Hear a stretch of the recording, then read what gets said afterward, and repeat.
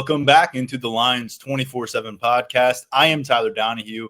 We are here with one episode this week. You may have noticed, not two, coming off the holiday weekend, which we hope you all enjoyed. It was a little bit ill on my end, so we didn't pop up with an episode earlier on, but we'll make up for it, I hope, with this show. We have a ton to cover on the recruiting trail with Tyler Calvaruso, our resident recruiting insider. Commitments on the horizon. Trending with a quarterback are the Nittany Lions. We also have notes on the upcoming official visit weekend and another look at camp action last weekend in New Jersey featuring some Penn State commits and targets as well. We'll dive into all that in just a moment. I want to encourage you to check out our last episode of this podcast that dropped before the holiday weekend on Friday morning. That one featured Brian Doan, our national recruiting analyst. Spent about 45 minutes with Brian working our way through Penn State's recent commitment spree, all those different players they've added to their 2026 recruiting class in the last couple of months. Broke a lot of them down with Brian, including some targets who remain undecided. So check that out. Few do it as good as Brian, as detailed as Brian in this industry. So we're fortunate to get him on every once in a while here to the podcast. And certainly few cover Penn State recruiting as diligently as Tyler Calvaruso. And always glad to call him a teammate. Always glad to get him back here on the podcast as a guest. And Tyler, we've got a lot to talk about. Some things from last weekend, some things from the upcoming weekend, and some notes from Thursday morning as well as we sit down here late morning Thursday. Yeah, man, there's a lot to dive into. First things first, glad to be back, and I'm glad you're feeling better. So it's going to be a good show. I'm looking forward to it. Yeah, let's dive right in, and let's start with the fact that a few more Penn State targets now have decision dates on their calendars. We don't know yet that those will result in Penn State getting bigger and better from a recruiting class perspective, but we know it's one way or another going to give Penn State indication where they stand with that prospect, and perhaps where things sit on that position board. So let's work our way through some of those names. I wanted to start with a familiar one for our listeners because we talked about him quite a bit last week. Messiah Hampton, one of the top player out of the state of New York, wide receiver target for the Nittany Lions for quite a while now. We spoke with Troy Hune, the quarterback commit for Penn State, who was in town a couple weekends ago for the Elite 11 camp and spending some time around team facilities. He doesn't get to do that much being out from San Diego County in California.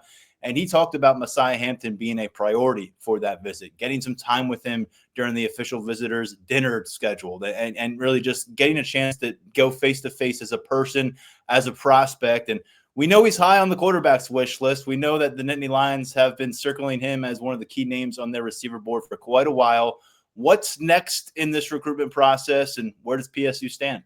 He's going to be announcing his commitment on June 13th, and I commend Troy Hune for the effort that he's put in. I commend the staff for the effort they've put in, but I think this one's going to go a different direction. Oregon has the buzz right now with Messiah Hampton. I think Penn State did as well as it could have done with Hampton during his official visit. This one was trending elsewhere before that visit. I mean, we had questions about whether or not the visit would even occur in the first place. It did. Penn State got him back to campus. It did what it could. I think heading into June 13th, the Ducks are the favorite. I know Ohio State's in that mix as well, but this is one that is probably not going to go Penn State's way. If there was maybe an aspect that was working against the Nittany Lions in this process thus far, what do you think that might be? Is it a regional thing? You're talking about a young man who's going to venture from upstate New York possibly to the Pacific Northwest. Is it a situation where he's looking for a receiver room that has accomplished more recently? What are maybe some issues that Penn State faces in this particular pursuit? I think the Oregon brand has really appealed to Messiah Hampton. I think the Ohio State wide receiver brand has appealed to Messiah Hampton. And there's an NIL aspect of this as well. And we all know what Oregon is capable of when it comes to the NIL front. I mean, they've worked their way into McDonough, which is a Penn State pipeline school down in Maryland. They've done well there. A lot of that has to do with, being strong on the NIL front. And they're in strong with Messiah Hampton on the NIL front as well. And obviously we've said it time and time again, Penn State has the ability to be competitive on that front, but there are still levels to what's going on in NIL, and Oregon is what it is, and there's definitely an NIL aspect of Messiah Hampton's recruitment that has come up in conversation. So that's something that we've been keeping an eye on throughout this, really since I'd say the winter when Messiah Hampton really started to blow up. I mean, he went from an unheralded prospect in upstate New York to one who is very much a renowned national wideout, one that I think a lot of programs know can be a high-level player in college. And that wasn't always the case. There was a point in his recruitment where he was kind of, I don't want to say a hidden secret, but he kind of was in some regard, just geographically being where he is. And, that worked in Penn State's favor for a long time, I believe. But once he blew up, things changed, at least from Hampton's side. And he started to look elsewhere in Oregon's brand, Ohio State's brand, stuff like that. I think all of that has played into this one trending where it is ahead of his June 13th decision. Remember when we saw him last year here on campus during a June 7-on-7 tournament, him and his teammates, and they put together a really good showing. I think they made it all the way to the final round of that tournament, and he was a lights out standout throughout the day. And I remember with you kind of reviewing his offer sheet at that point and thinking, this is going to change. This is going to evolve. There's going to be bigger sharks circling around this kid. That happened, and this is where we're at now, a couple weeks away from that decision. So we appreciate the perspective there. Penn State has not been swinging and missing a ton at wide receiver. We've talked about it. They've been doing a much better job on this trail, on this cycle than they were this time last cycle. That includes Davion Brown, a top 200 overall wide receiver commit who came on board earlier this month. That obviously factors in adding a player like Trevor Pena and a couple other transfers out of the portal who have experience at the college level. But this is a guy that they've been pursuing for a while. Another name that we're focused in on for a commitment date is Dorian Barney. You spoke about him last week on this podcast because Penn State seemingly was putting themselves in a good position with him. He's down to a few finalists. He's got a date on the board, and he is a top 25 cornerback nationally out of Carrollton, Georgia. Give us the latest on Dorian Barney, who posed with a purple dinosaur Barney doll during his official visit here at Happy Valley. I felt I had to include that. July 5th decision date for him. It's coming down to Penn State, Georgia Tech, Michigan, and Texas A&M. And I think Penn State has put itself in a really, really good spot here heading into that. Now, it's not done. It's not cut and dry because there's still official visits made. He's going to be at Georgia Tech this weekend. And for those who might not be too familiar with Barney, he's a Pennsylvania native. So there's not necessarily a draw to stay down south, a draw to stay in Georgia. He's very open when it comes to geography in his recruitment, and distance doesn't really profile as a factor. We know getting back to Pennsylvania and getting back to Penn State kind of it opened Barney's eyes to what it could be like for him in State College, what it could be like for him coming back to his home state and playing his college ball there and suiting up for Penn State. Staff made a really, really strong impression on him during his official visit. And I've said it, I feel like every single time we talk about him. I mean, this time a month and a half ago, 2 months ago, if we were having this conversation about Dorian Barney, it would have been me saying he's going elsewhere because it just wasn't looking like it was going to go Penn State's way. But they got him back to campus during the spring, locked in the official, and the official, I think, exceeded everyone's expectations from Barney's side. But Penn State just did a really, really good job on all fronts. The on-the-field aspect, selling his potential role in development playing under Terry Smith, the off-field stuff, how getting back to Pennsylvania would be beneficial for all parties involved. So Penn State pushed a lot of the right buttons with Barney while he was on campus. He's got Texas A&M next weekend. Then he has Michigan before the beginning of the dead period. Michigan's the one I'm keeping an eye on, asking around. It seems like if someone's going to make a move on Penn State, Wolverines are the one to watch. And they've been entrenched in a few recruiting battles in the secondary this cycle. This is another one. So that's something that I'm keeping an eye on. But I think from our conversation last week to now, I'm probably closer to popping in a crystal ball pick in favor of Penn State here. Rarely do you hear a young man and his family come out of an official visit and that team lost ground in the recruitment process. You usually hear that they helped themselves and all that. But reading some of the commentary and hearing about Barney's experience, it seems like even those around him and himself were a little bit surprised about what Penn State was able to kind of accomplish and the way they were able to make a move within his recruitment process. And I think that's really something to keep in mind here moving ahead. It seems like they set the bar. We'll see if others can match it. Will that matter? How much is just the official visits going to play a role here? But trending in the right direction is the way you seem to be describing it. And with Barney, let's factor in that Penn State's a week removed from picking up Jaziel Hart, a cornerback from Virginia. They've also got Julian Peterson, a cornerback from New Jersey, on board. So Barney, if Penn State seems to be in the driver's seat for him, what does the cornerback recruitment landscape look like for Terry Smith and company? I'll tell you what, Terry Smith has a ton of room to operate with his cornerback recruiting. That's the case on a yearly basis. He's earned that right, and he's earned that trust from James Franklin for what he's been able to put together in recent cycles. So you've got 2 on board right now. I mean, 3 more additions, it's not out of the realm, honestly, just given who is on the board. Dorian Barney, Kari Adams, they're still in it with guys like CJ Brana. They're trying to flip him from Nebraska. He's a top 100 prospect out of Florida. Danny Odom, the top 24/7 prospect from Florida who has Pennsylvania roots. He was going to be on campus this weekend. That visit's not taking place as originally scheduled, but Penn State's staying involved there. Amari Polidor from St. Francis Academy in Baltimore, they're in strong there. So you're looking at a class that they could double in cornerback size when it's all said and done. That's, I think, a very distinct possibility with the way things are going with Barney, with the way things are going with Kari Adams, and the other guys I mentioned as well, especially Polidor. He's going to be on campus next weekend for his Penn State official visit. He's going to be going into that visit as a lean. I'm very interested to see where exactly things stand from a board perspective. If he's ready to jump, where would Penn State be with that? That's one thing I think we're monitoring right now. But Terry Smith, if he wants to add, he's going to be able to add. That's just the bottom line here. He has that trust and he has that room to maneuver this cycle. A name you mentioned there, Kari Adams. He tops all the cornerbacks we're talking about in terms of rankings. I think he's in the top 40 overall for rankings, a top 5 cornerback nationally. Brian Doan had a lot of encouraging things to say regarding his status with the Nittany Lions during our last episode of this podcast, and just a lot to keep tabs on at cornerback, and a lot of it involving blue chip talent for Terry Smith, which is no surprise at this stage in his 12th season coaching that room for Penn State. Tyler, the last name that has a firm commitment date set that we wanted to get to here, linebacker Sincere Johnson, a guy who could grow into an edge at the next level, certainly. We've got him listed as a top 10 edge rusher in the country. He's out of Glenville High School, one of the perennial powerhouses in the Cleveland area in Ohio. And does this just seem like a situation where Penn State could take a swing as much as they wanted, but Ohio State's around the corner and that's going to be hard to overcome?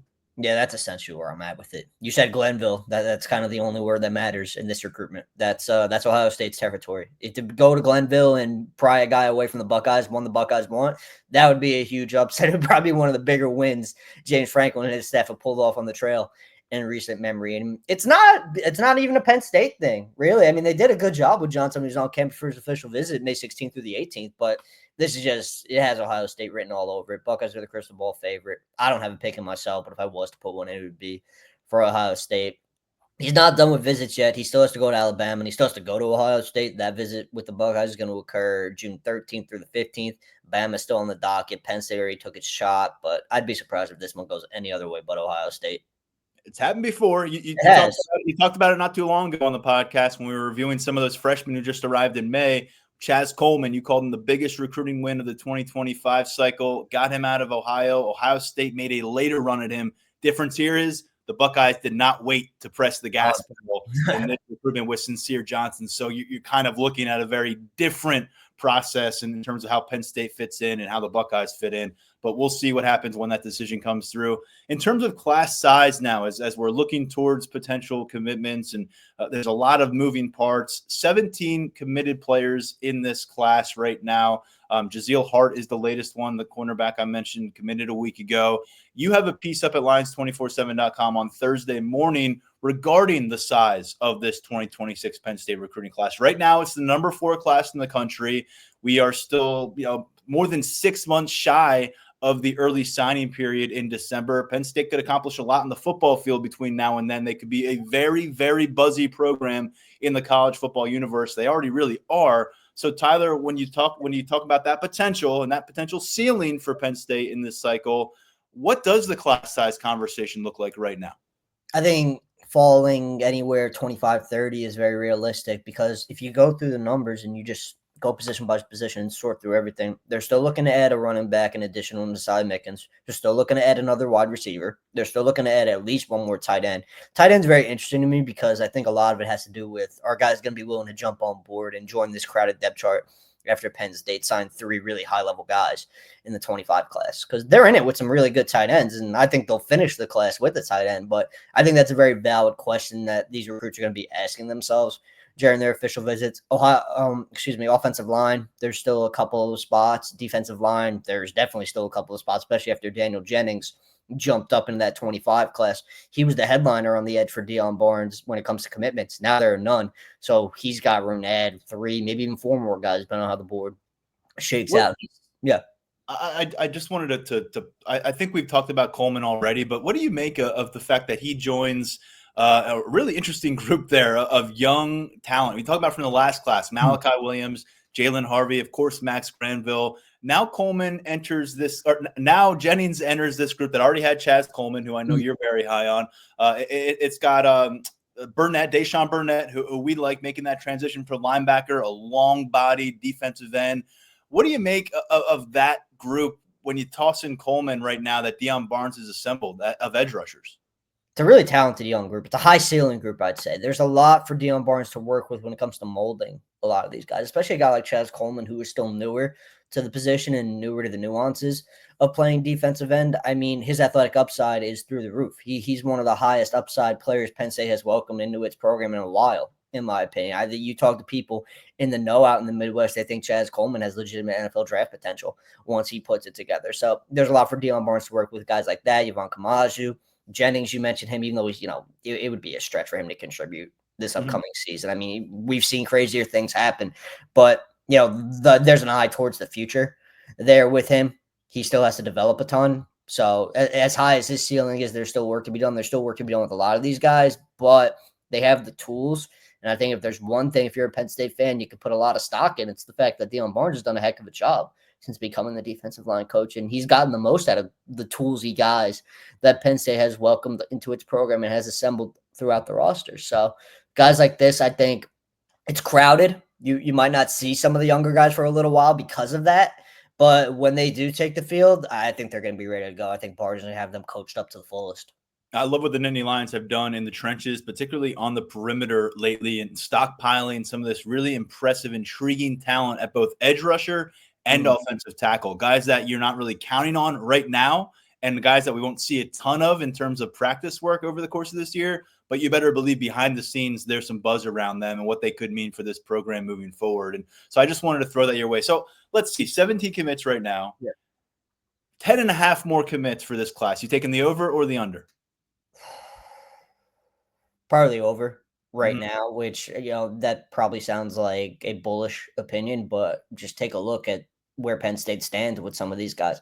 And it's not non-region guys we're talking about either. They're right in Penn State's recruiting footprint. They're right in the Northeast, and that's big because you have to jump through less hoops when it's a guy in your region. You have a little bit more working in your favor in some instances. Now, you can't apply that to every single recruitment because every kid is prioritizing different things. Some don't want to stay on the Northeast. They grew up here their entire lives. They want to venture out.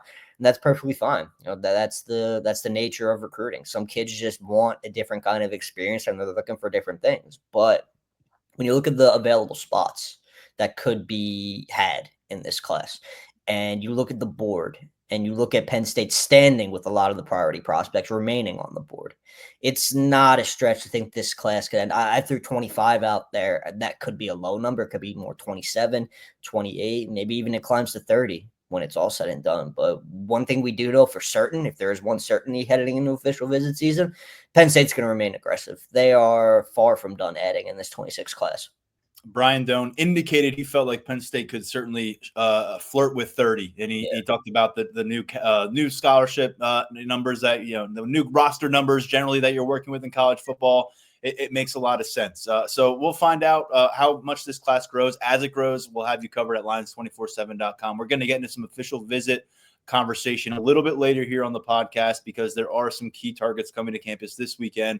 But I wanted to get to a quarterback who the Nittany Lions are training with. That's going to take us out of the 2026 cycle and push us toward the 2027 cycle. And let's remember, we're about a year removed from Penn State adding its first 2026 quarterback recruit, well before his junior year of high school. That was, at that point, Troy Hune out of San Diego, California. He's since then been joined by Peyton Falzone and that quarterback class. But Peter Bork up in New England at Tabor Academy in Massachusetts, a top 100 overall recruit in the 2027 cycle by our assessment at 247 Sports, a top 10 quarterback recruit within that class.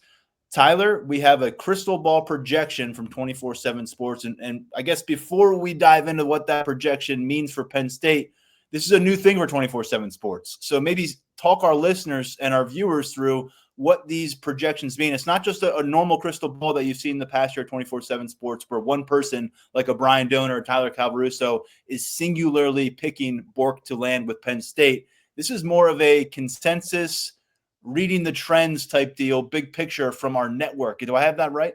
Yeah, you do, and I think the best way to kind of lay it out and explain it would be it's more of a it's more of a compass when it comes to the direction of recruitment where things are heading, because there have been times it's tough to maneuver the crystal ball sometimes because sometimes a pick could go in so late and you're at the point of definitiveness in a kid's recruitment at that point, and that was something I feel we didn't want. We wanted it to be indicative of where recruitment is heading, and I think that tool is a great representation of that because a guy like Bork, he's still sorting through things. He still has visits to make.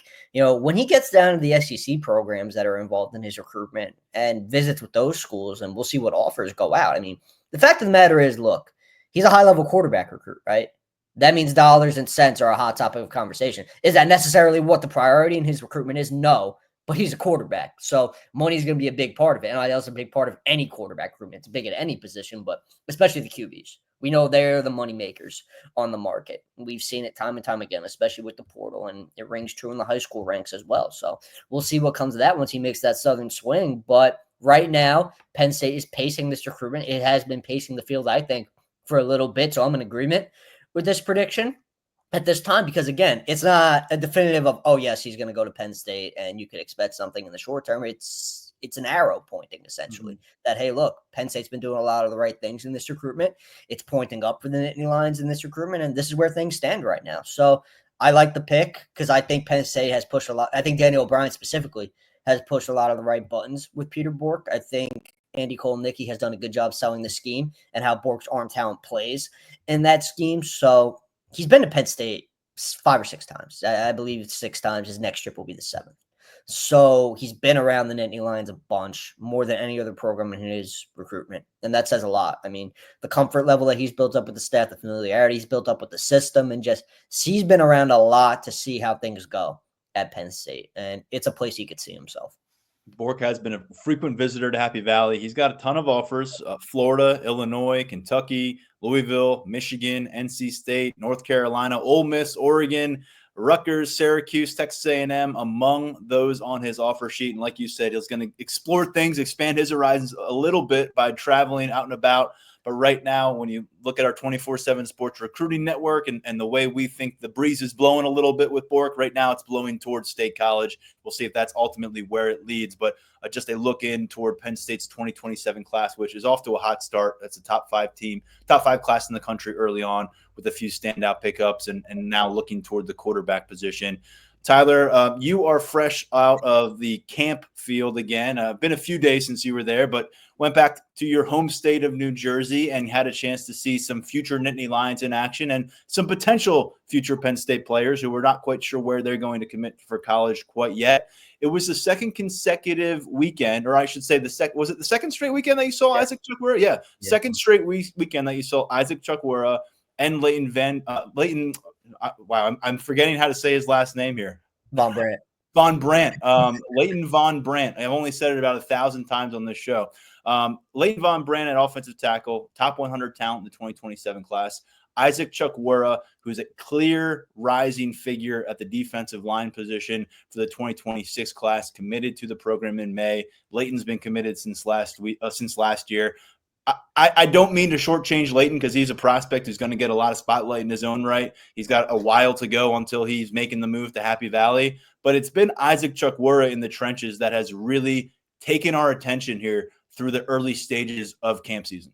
Yeah, I think a big reason for that is Von Brandt's probably more of a known commodity at this point. I mean, he's been entrenched as a top 100 kid in that 27th class. Chukwura committed to Penn State as a relative unknown. I mean, coming out of Delaware, just not a ton of eyes on him. Everyone knew that he had the traits and everything, but how does that translate to the field? And seeing him the last 2 weekends, I mean, I think it has a really good chance to translate. He's athletic as heck. He's strong. He has really strong hands. You saw that at all 22 in State College. And the biggest difference, I think, between last weekend, the 2 weekends ago and this past weekend at Under Armour, New Jersey was Chukwura. He took some more reps on the inside and he was winning those reps quite decisively. He took some reps on the edge as well. All 22, he worked, I believe it was exclusively on the edge. I don't think he took a single snap on the interior during one-on-ones, but Under Armour, New Jersey saw some snaps on the interior and he was very, very difficult to slow down. some opposing offensive linemen, they had some problems. He flat out he pancaked the kid on the interior. I actually got a clip of that up on Twitter. So if you're a Penn State fan, you want to see what Isaac Chukwuora is all about, you go check that out. But he also lined up on the edge. He took some snaps against Von Brandt. Those two duked it out for a second straight weekend, and 50-50. Chukwuora won the first one. Von Brandt won the second one. So that was fun to watch. But yeah, the upside's evident. I said it when we talked about Chukwuora coming out of all 22. I could see why those inside of Lash are so high on him. I think a lot more people now nationally are well aware what Isaac Chukwuora is capable of. Brian Doan was on the sideline with you last weekend as well. I'm not sure if you got to pick his brain on Chukwuora as well, but generally speaking, look, it's one thing to get some buzz in the local level. He's a Penn State recruit. He comes to camp at State College. You're obviously kind of glued to him a little bit extra at a New Jersey camp setting. From a regional and national perspective, is this going beyond just us telling Penn State fans that this young man is really good? Do you anticipate a rankings rise for Chukwuora as 247 Sports continues to evaluate the rising seniors of America? Yeah, I think it's definitely possible because with upside playing such a big part in the way the rankings come together, when it's all said and done, he very clearly possesses it. He's tested well. He's been fluid going through drill work in a camp setting, which is big because, sometimes you see guys who are raw like that. They have some clumsy footwork. They don't necessarily look the part going through drills. That has not been an issue for Isaac Chukwuora, and he has more than held his own against some really solid competition during the one-on-one portions of these camps. And that tape is readily available for those who do the evaluations, and all the evaluation markers are readily available as well. So when it comes to rankings risers, the potential for a rankings rise, I think that is definitely in the cards here.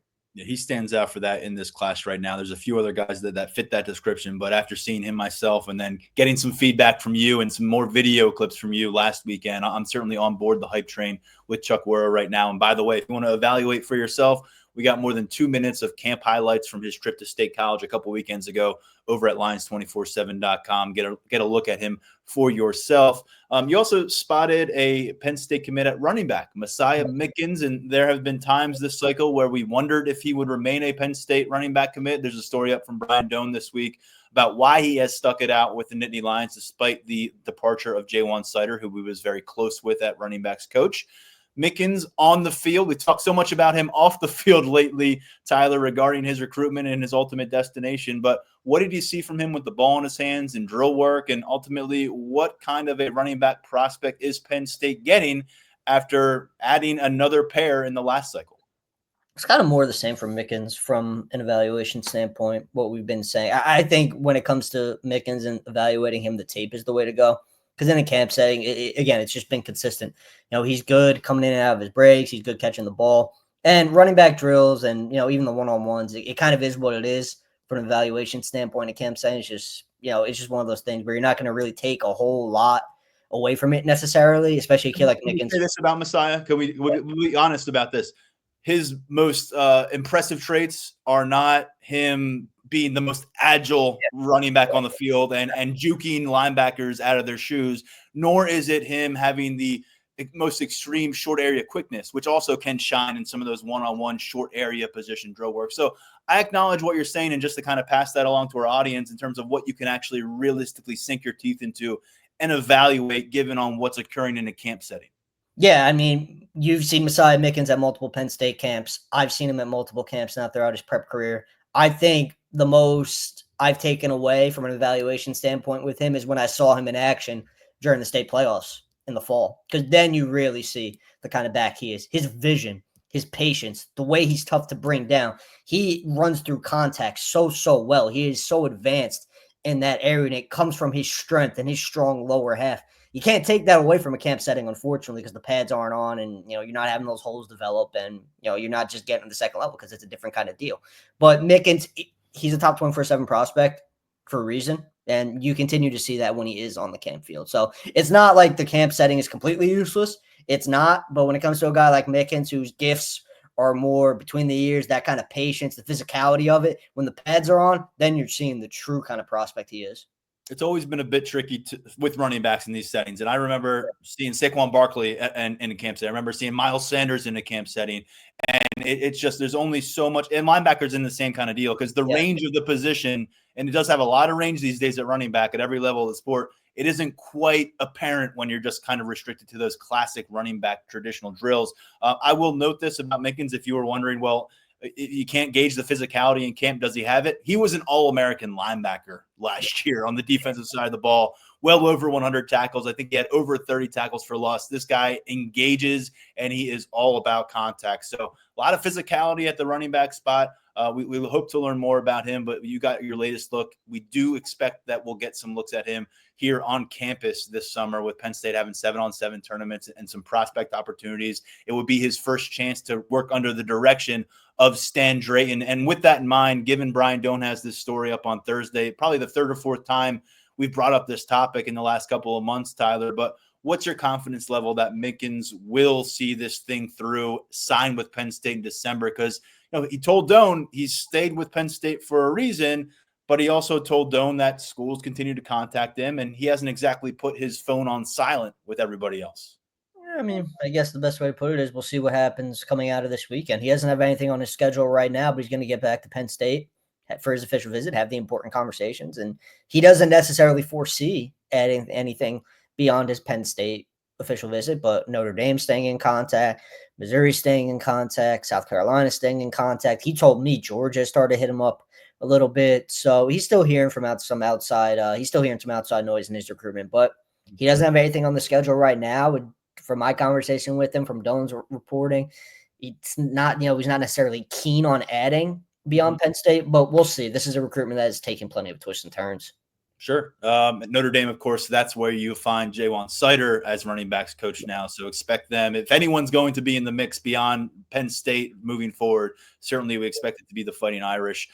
Tyler, getting back to the trenches from what you observed in camp, Tavion Branch has been a player to know in Pennsylvania for a while now. He was an underclassman who ended up picking up a bunch of offers early. Penn State pursued, and we've got through some of his recruitment, kind of wondering where he was going to play.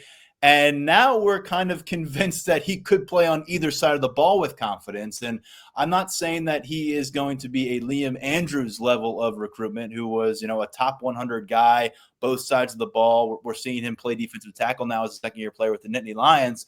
But you and Brian Doan seemingly came away from that camp setting last weekend thinking more highly of Tavion Branch than you did when you maybe walked up to the field.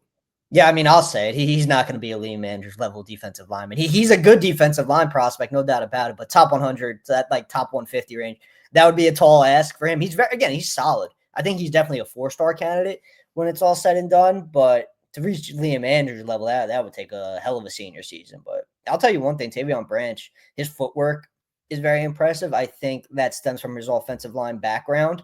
And he's been an impact two-way player throughout his prep career. Granted, he's done it at a two-way level in Pennsylvania, so the competition is not necessarily the strongest, but he has the traits of a high-level power forward defensive line prospect. And Penn State is giving him the opportunity to take on that task. Last week he talked with Deion Barnes about it, and that relationship is still building. And I'll have more on that from Branch directly, but they get flat out gave him the offer to play defensive line, and it only added to his level of interest in Penn State. So Nittany Lions, there's been, I would say, a little bit of a change in approach because now he's going to have the opportunity to play on either side of the line at Penn State. It seems like defensive line is more the focus right now, and I can understand why. I think Branch's ceiling might be a little bit higher on that side of the ball, and schools are starting to pursue him as such, Penn State being one of them.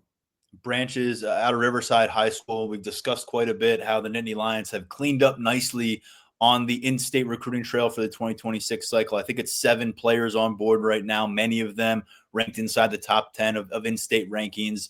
Is Tavion Branch one of those remaining priorities? I'm not going to say that he's on Joey O'Brien's level, the number 1 player in the state of Pennsylvania who could play either side of the ball as well. But how much of a priority is Branch blossoming into as Penn State's target board hits a very pivotal stretch where they got to determine how exactly they want to rank guys? He'd have a spot the way things are right now. I think the math is a little bit different now because you're talking about going from offensive line focus to more defensive line focus, where there are already 2 defensive tackles on board, Isaac Chukwuemeka and Alexander Haskell from St. Joe's Prep in Philly. You've still got some really high-level D tackle targets on the board for, guys like Keyshawn Stansel, Damari Simeon, Titan Davis, who is probably going to be a long shot for Penn State, but he locked in an official visit over the weekend. Where does Branch fall in that conversation when it's all said and done? Because Stansel and Simeon are going to be on campus for official visits June 6th through the 8th. Branch is the following weekend. So hypothetically, what happens if there's a world where both of those guys jump on board during the June 6th, 8th weekend? How does that leave things for Tavion Branch? Those are all conversations that are all taking place. But the way things are right now, Branch would have a place in the class. One more name you wanted to make sure we got to from your camp evaluation, and that's Carter Gooden. Why was he important for us to get to here on the podcast? His recruitment overall is really interesting because he would prefer to play on the edge at the next level. It seemed like originally Penn State saw him more as a D tackle, and that led to Gooden scrapping his June 6th through the 8th official visit with the Nittany Lions. It's changed a little bit. There have been some more conversations about Gooden playing on the edge in State College. So now they're talking about putting an official visit back on for some point in June with the date still to be determined and worked out. I'm still not sure Gooden winds up as an edge rusher at the next level. Just from my own personal evaluation opinion, I'm not sure that's where he sits when it's all said and done. I think he has a higher ceiling on the inside as a defensive tackle. I think he could be a really, really good defensive tackle with an NFL future. I think as an edge rusher, his ceiling is a little bit more limited. He could still be a very good college player, no doubt about it. But when I watched Carter Gooden on Saturday and I watched him go up against some tackles and then the interior guys, I mean, you see it in both ways, but I still think his athletic traits, his strength, and where he's at as a prospect and where he's heading as a prospect, size-wise and just everything, I think inside is still the best spot for him. But he wants to play on the edge. Schools see that, and they are adjusting. Penn State is pursuing him as a potential edge rusher now. That is very much part of the conversation. And, look, his official visit schedule, right, it's an interesting one. We'll see if Penn State pops back onto it, but he's got schools like Boston College, Virginia, Rutgers is at Michigan State. They're very much in the mix. So it's a very, very busy recruitment. It's a busy recruitment, but the schools that you mentioned don't really scare Penn State fans. And it's a top 100 recruit on 247 Sports. And so we'll see. We'll see what happens here. He's from the same program as Bork, the quarterback we discussed earlier, Tabor Academy up in Massachusetts. So continue to keep tabs on him. I don't blame anybody for trying to stay at edge rusher as long as they can, because you look at the NFL, who's getting paid the money? It's quarterbacks. Yep. That's always been the case. It's wide receivers and it's edge rushers. That it makes a lot of sense. And if you remember last year when Abdul Carter told us about going to James Franklin's office and talking to the coaches about making a move from linebacker to edge, he also knew there was some more financial ceiling involved at the edge rusher spot than the linebacker spot. So just another facet there. You mentioned the official visit weekend ahead a few times. Let's go full throttle into that now with the preview. You've got some content over at Lions247.com. Looking ahead to a couple offensive linemen in particular who'll be making the trip to campus. Phil Troutwine has done a tremendous job making this a deep and talented offensive line group, far from the potential roster detriment that it used to seem to be for Penn State. And so what's up on deck this weekend? So when it comes to the uncommitted guys, you've got 4 coming in. 2 are on the offensive line, 2 are at linebacker. The rest, it's the commits. Almost the entire class. It's everyone but Terry Wiggins coming in this weekend. But when it comes to the uncommitted guys, you've got 2 important O-line targets coming to town. Marlon Bright out of DePaul Catholic in North Jersey and Marky Walbridge from Massachusetts. Penn State's in a great spot with Bright ahead of his official visit. I would profile the Nittany Lions as the favorite right now. They are now the crystal ball favorite.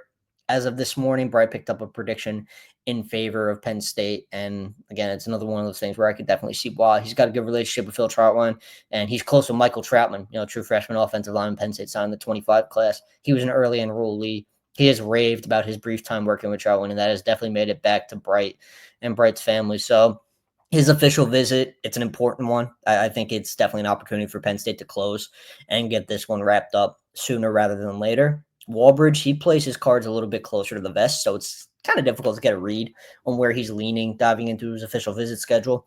What we do know is Penn State has a good relationship there. But again, it's another spot where Troutwine has built a strong bond. This weekend is an opportunity to continue building on that.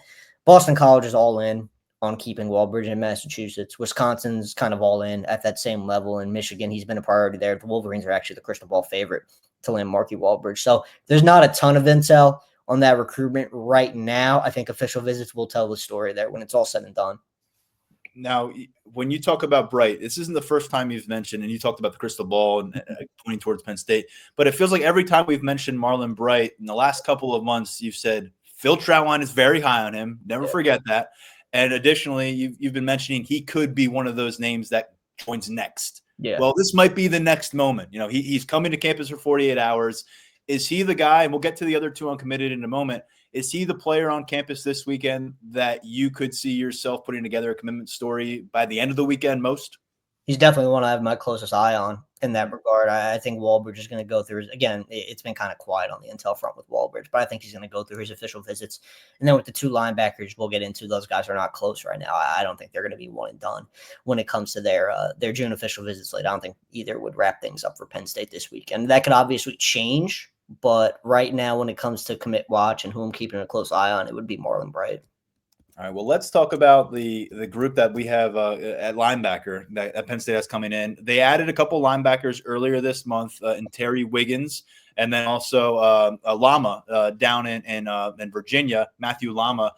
Both those players came on board, I think, within about 48 hours of each other. If you heard our podcast last Friday, Doan is all in on being excited about Wiggins. He thinks this kid could be a really, really special talent, could be a face of the defense type player at Penn State. But they're not done yet. They've got their first-year linebackers coach, Dan Connor, trying to build the future of his room. And so where will his attention land this week outside of those commits who are making their trip back to campus?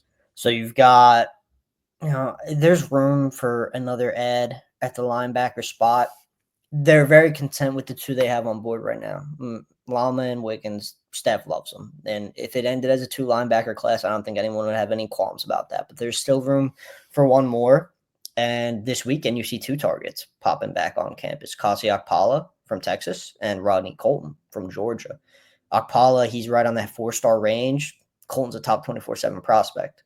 Colton, I think he might have more of my intrigue than Akpala this weekend for one reason. Penn State made such a big move on Colton during his spring practice visit to the point where Colton even kind of admitted it surprised him the way Penn State was able to, climb up his list during his spring practice visit. Akpala didn't visit during the spring. It wasn't due to a lack of effort. He was going to make it. Some stuff happened. He wasn't able to make the trip.